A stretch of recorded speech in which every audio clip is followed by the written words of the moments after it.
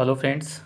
आज की वीडियो में हम बात करने वाले हैं कि ये जो स्क्रू कंप्रेशर है वो किस तरह से काम करता है और इसमें कौन कौन से पार्ट यूज होते हैं उसके बारे में आज डिस्कस करेंगे और जानने की कोशिश करेंगे कि इसमें जो भी फ्लो रहता है एयर का या ऑयल का वो किस तरह से रहता है इस कंप्लीट कंप्रेशर प्रोसेस में।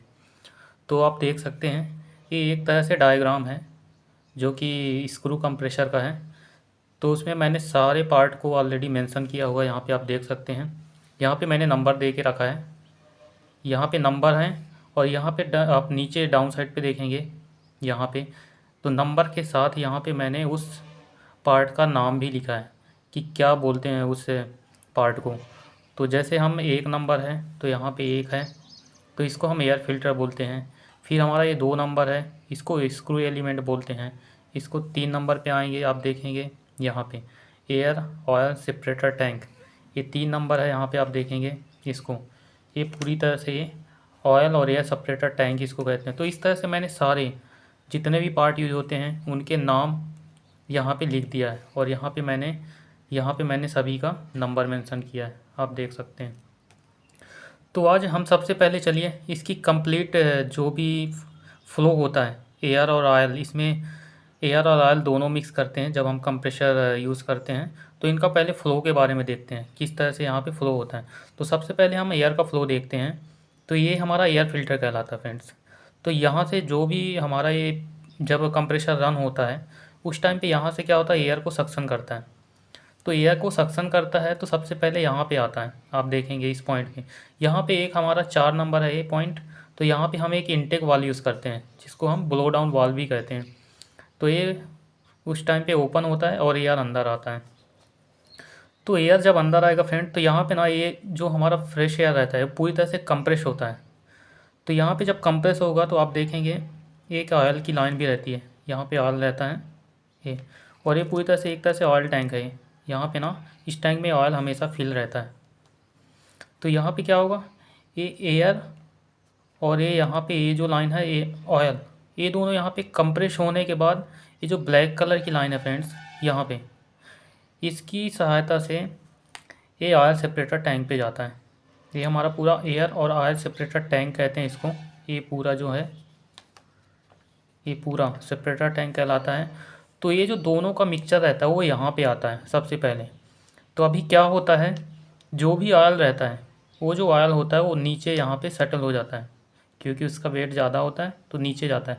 और जो एयर होता है वो एयर थोड़ा ऊपर रहता है और हाई प्रेशर होने की वजह से इस फिल्टर से यहाँ पे एक तरह से ऑयल सेपरेटर फ़िल्टर है ये 11 नंबर आप देख रहे हैं यहाँ पे, ये ऑयल सेपरेटर फ़िल्टर है। तो यहाँ से जो भी एयर पास होगा इधर, जो भी मतलब यहाँ से जो एयर पास होने वाला है वो पूरी तरह से फ़िल्टर होके निकलेगा। तो जो ऑयल होता है वो नीचे यहाँ पे कलेक्ट हो जाता है और जो एयर रहेगा यहाँ से बाहर आता है फ्रेंड्स।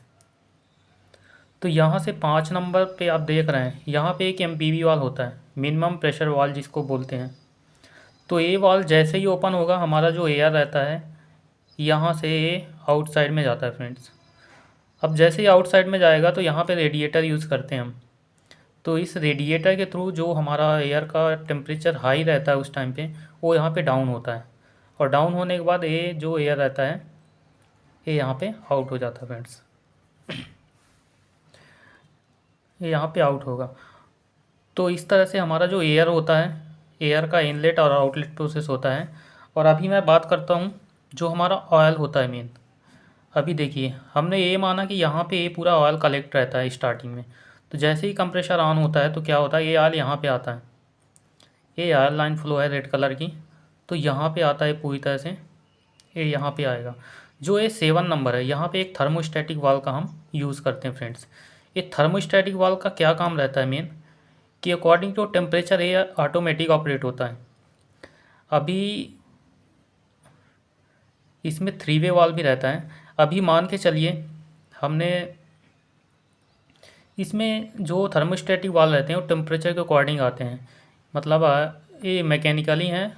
तो मतलब इसमें क्या रहता है इनका एक जब भी एक स्टैंडर्ड रहता है जो भी थर्मोस्टैटिक वाल्व आते हैं कि जैसे कुछ होते हैं कि 50 डिग्री टेम्परेचर पे ये ऑन होगा, कुछ 60 डिग्री टेम्परेचर पे ऑन होते हैं, कुछ 70 डिग्री पे ऑन होते हैं। तो अभी क्या होता है, जैसे ही यहाँ पे मान के चलिए ऑयल है, ऑयल यहाँ पे आता है। अभी मान के चलिए यहाँ पे ना हम ये कहते हैं कि ये जो वाल है 50 डिग्री पे, जब यहाँ पे 50 डिग्री टेम्परेचर होगा तब ये वाल ऑन होगा। ठीक है, तो अभी क्या होता है, अभी मान के चलिए 45 डिग्री टेम्परेचर है। तो 45 डिग्री टेम्परेचर में क्या होता है, ये जो ऑयल है ये डायरेक्ट यहाँ से बाईपास होता है फ्रेंड्स, यहाँ से। ये अभी क्या होगा, इधर इधर साइड नहीं जाएगा, ये रेडिएटर में अभी नहीं जाएगा इस टाइम पे। इस टाइम पे डायरेक्ट यहाँ बाईपास वाल्व के थ्रू यहाँ पे आएगा और इधर से होते हुए यहाँ पे सीधा फ़िल्टर पे आ जाएगा। ये यहाँ पे ऑयल फ़िल्टर है। यहाँ पे फ़िल्टर होने के बाद ये डायरेक्ट यहाँ पे आप देख रहे हैं, ये हमारा जो कंप्रेशर रहता है वो कंप्रेशर में अंदर हो जाता है। ये देखिए यहाँ से कंप्रेसर के अंदर जाता है। अब देखिए, अब जैसे ही कंप्रेसर चल रहा है कंटिन्यू चलता रहेगा काफ़ी समय तक, तो ये जो फ्रेश एयर है और ये जो ऑयल है, ये दोनों का टेम्परेचर काफ़ी ज़्यादा हो जाता है। अब देखेंगे यहाँ पे, तो अभी मान के चलिए ये कंटिन्यू रन हो रहा है, तो ये जो हमारा ये अब यहाँ पे स्टोरेज ऑयल रहता है उसका टेम्परेचर हाई होगा। अभी मान के चलते हैं 55 हो गया इसका टेम्परेचर। तो उस टाइम पे जब ये ऑयल का सर्कुलेशन होगा यहाँ से यहाँ तक, तो अभी क्या होगा, हमारा जो अभी इधर आ रहा था, तो ये 3 वे वाला है, मैंने आपको बताया था थर्मोस्टेटिक वाल्व। तो अभी ये इधर नहीं आएगा, क्योंकि इसका जो ये जो थर्मोस्टेटिक वाला है उसका जो स्टैंडर्ड 50 डिग्री पे वाल ओपन होता है। तो अभी ये वाल ओपन हो जाएगा और ये जो ऑयल है अभी ये इधर आएगा। ये देखिए ये रेडिएटर पे आएगा। हमारा ये पूरा रेडिएटर रहता है यहाँ पे। तो यहाँ पे जो ऑयल होता है वो कंटिन्यू इस तरह से फ्लो होता है और लास्ट में एंड में हमारा एक पॉइंट से ये बाहर हो जाता है। और यहाँ पे एक फ़ैन भी रहता है, ये देखिए ये 12 नंबर, ये कूलिंग फ़ैन रहता है। तो जब बाहर आएगा, जब यहाँ से निकलेगा आउटसाइड में जो हमारा है, तो पूरी तरह से ठंडा हो जाएगा फ्रेंड्स। और ये ठंडा करने के लिए हम रेडिएटर यूज़ करते हैं। रेडिएटर में एक कूलिंग फ़ैन भी रहता है, कूलिंग फ़ैन कंटिन्यू चलता रहेगा। तो जो ठंडी हवा फ्रेश एयर आएगी वो सक्शन करेगा, फ्रेश एयर को सक्शन करेगा और यहाँ पे ये जो विंस हैं यहाँ से फ्लो होगा एयर का। तो जो भी अंदर हमारा फ्लूइड या फ्लो होता रहता है वो पूरी तरह से अच्छे से ठंडा हो जाएगा फ्रेंड्स। तो आपने अभी देखा ये यहाँ से बाहर आएगा, यहाँ से बाहर आने के बाद प्रोसेस सेम ही है फ्रेंड्स। जो ये ऑयल रहता है वो ऑयल यहाँ फ़िल्टर से होते हुए ये फिर से यहाँ पे यहाँ आएगा और ये यहाँ पे आके ये आप देखेंगे फिर से जो हमारा स्क्रू एलिमेंट रहता है उसके अंदर चला जाएगा। तो फ्रेंड्स सबसे इम्पोर्टेंट यही रहता है कि जो हमारा थर्मोस्टेटिक वाल्व रहता है, काफ़ी लोगों को कन्फ्यूजन रहता है कि थर्मोस्टेटिक वाल्व क्यों यूज़ करते हैं, और जब भी ये हमारा जो ऑयल की लाइन रहती है यहाँ पे आने के बाद ये 3 डायरेक्शन में क्यों डिवाइड हो जाती हैं, तो काफ़ी कन्फ्यूजन रहता है। तो इसी वजह से कि हमारा यदि हमको रेडिएटर की ज़रूरत नहीं है तो उस टाइम पे ये बाईपास वाल्व से होते हुए, बाईपास लाइन से होते हुए डायरेक्ट फ़िल्टर में जाएगा, और यदि हमें ज़रूरत है तो ये ओपन होगा और उसके बाद ये रेडिएटर से जाएगा। तो ये टेम्परेचर पे डिपेंड करेगा थर्मोस्टेटिक वाल्व ओपन होगा या क्लोज होगा फ्रेंड। और आपको ये रेटिंग पे भी डिपेंड करेगा कि थर्मोस्टेटिक वाल्व किस रेटिंग का है, किस टेम्परेचर में ओपन होने वाला है फ्रेंड्स। तो आपने देख लिया कि ये हमारा ऑयल का जो भी फ्लो रहता है वो किस तरह से होता है। और आपने ये भी देखा अभी कि ये जो हमारा एयर का फ्लो था, एयर फ्लो किस तरह से हो रहा है। यहाँ से एयर आएगा, यहाँ पे एयर और ऑयल दोनों मिक्सचर होंगे। इसके बाद आउटलाइन जो रहेगी ये रहेगी, यहाँ पे एयर और ऑयल दोनों रहेंगी इस लाइन पे। और जब यहाँ पे आएंगे तो यहाँ पे जो ऑयल रहेगा इस फिल्टर की सहायता से ये ऑयल नीचे सटल हो जाएगा, क्योंकि ये ऑयल पूरी तरह से क्रॉस नहीं होगा यहाँ से, और इसका वेट भी ज़्यादा रहेगा तो ये नीचे हो जाएगा। और जो एयर रहेगा यहाँ एमपीवी वाल्व के होते हुए यहाँ से ये पास हो जाएगा, और जो हमको आउटलेट में मिलेगा वो हाई प्रेशर एयर मिलेगा फ्रेंड्स। ये जो एमपीवी है फ्रेंड्स ये मिनिमम प्रेशर वाल्व कहलाता है। कम से कम इस टैंक के अंदर 4 बार का प्रेशर रहेगा यहाँ पे, ये तभी ऑपरेट होगा। यदि उससे कम है तो ये वाल्व ओपन नहीं होगा और हमारा एयर भी आगे नहीं जाएगा फ्रेंड्स। तो आपने ये देखा। अभी इसमें से एक लाइन और रहती है फ्रेंड्स, आप देखेंगे एक लाइन ये रहती है फ्रेंड्स 10 नंबर, इसके वेंजिंग लाइन इसको बोलते हैं फ्रेंड्स। तो अभी क्या रहता है, जब भी एयर और जो ऑयल का मिक्सचर होता है यहाँ फ़िल्टर पे आता है, ये फ़िल्टर होने के बाद फ्रेंड्स ये फ़िल्टर के अंदर जाता है। तो इन साइड में क्या होता है फ्रेंड्स, क्योंकि जब भी ये फ़िल्टर होगा तो 100% ये जो ऑयल होता है सेपरेट नहीं हो पाता है, मतलब 100% ऑयल अलग नहीं होता है। तो कुछ ऑयल इस फिल्टर के अंदर जाता है और यहाँ पे देखेंगे ना एक स्ट्रॉन्ग बॉडी रहती है नीचे सबसे यहाँ पे, ये पूरी तरह से इस तरह से स्ट्रॉन्ग बॉडी रहती है, ऊपर फिल्टर रहता है।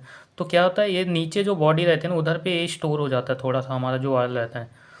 तो इस पाइप की सहायता से क्या होता है फ्रेंड, जो नीचे सेटल ऑयल रहता है इस फिल्टर के अंदर, आप देखेंगे इस एरिया पे कुछ इतना एरिया में, तो जो भी इधर पे सेटल रहता है, ये जो पाइपलाइन है पूरा यहाँ तक रहती है, एक लाइन इधर तक आई रहती है फिल्टर के अंदर से, ये यहाँ तक रहती है फ्रेंड। तो ये जो भी यहाँ पे ऑयल जो भी ऑयल यहाँ पे रहेगा, तो इस ऑयल को यहाँ से, ये देखिए यहाँ से फिर से स्क्रू एलिमेंट के अंदर भेज देता है। जैसे ही वो रन करेगा हमारा स्क्रू एलिमेंट, इसको ये सक्शन करेगा फ्रेंड।